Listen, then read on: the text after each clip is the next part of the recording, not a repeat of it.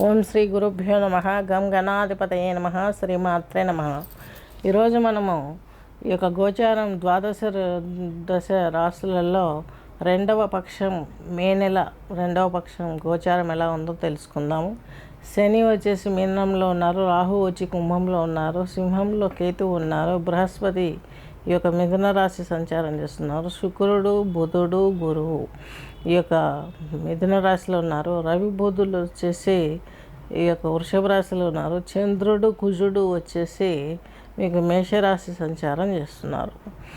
ఇప్పుడు రవి వచ్చేసి 15వ తేదీ వృషభంలోకి వస్తారు, 29వ తేదీ బుధుడు వృషభం వీరి మిథునంలోకి వస్తాడు, 14వ తేదీ మిథునంలోకి శుక్రుడు వస్తారు, 14వ తేదీ 5వ నెల వృషభంలోకి బుధుడు వస్తారు. ఇది గోచారం.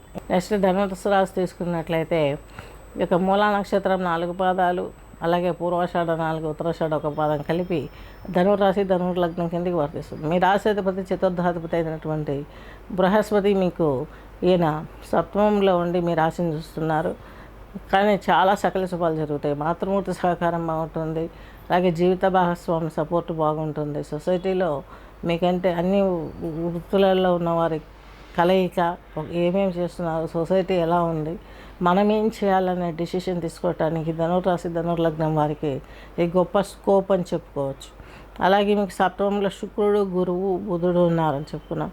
బుధ శుక్రులకు ఇది వాల్యుబుల్ పాయింట్ కాదు, ఎందుకంటే సప్తమంలో ఈ యొక్క శుక్రుడు పెద్దగా యోగించాడు, బృహస్పతి మాత్రం యోగిస్తాడు. మీ రాశాధిపతి దశమాధిపతి కాబట్టి ఈయన మీకు సప్తమంలో ఉండి మీరు రాశిని చూస్తారు. సెల్ఫ్ ప్రొటెక్షన్ తీసుకోగలుగుతారు, సెల్ఫ్ డెసిషన్ తీసుకోగలుగుతారు.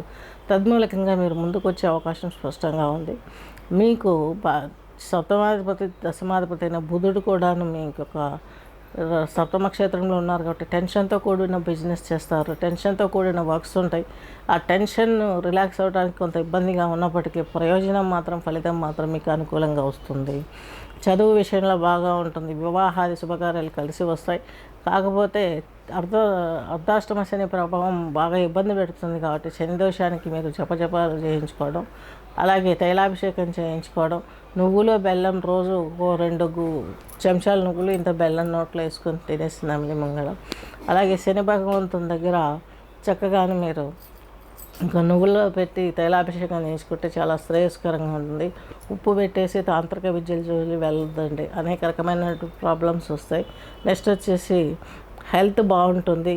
అలాగే ధనురాశి లగ్నం వారికి లాభ నష్టాలు సమపాలలో మీరు జీవితంలో చూసుకొని ఎదుర్కొనే అవకాశం ఉంది.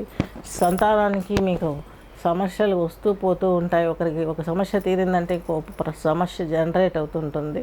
మీకంటూ విద్యను ఏదైనా నేర్చుకోవాలనుకున్నా, గృహాన్ని నిర్మించుకోవాలనుకున్నా, గోల్డ్ పర్చేజ్ చేయాలనుకున్నా వీరందరికీ ఇబ్బందికరంగా ఉంటుంది. కెమిస్ట్రీ సబ్జెక్టులో అలాగే ఫిజిక్స్ సబ్జెక్టులో చదువుకున్నవారు, అందులో పోస్ట్ కావాలనుకునే వారికి, సైంటిఫిక్ రీసెర్చ్లో ఉన్నవారికి, అందులో ప్రోత్సాహకరంగా ముందుకెళ్ళి ఏదైనా జాబ్ ట్రై చేసేవారికి కొంచెం పరిస్థితులు తాత్కాలికంగా కొంచెం ఇబ్బందికరంగా ఉన్నాయి. కాబట్టి మీ జాతకాన్ని చూయించుకొని దాని మూలకంగా వచ్చే రిజల్ట్ను మీరు జపము హోమం చేయించుకొని చక్కగా మీ జీవిత భాగస్వామితో మీరు అన్ని రంగాలలో ముందడుగు వేసే వైభవాన్ని పొందగలరు.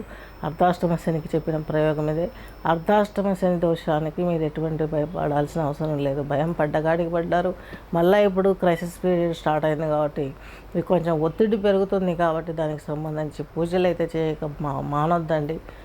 శుభం.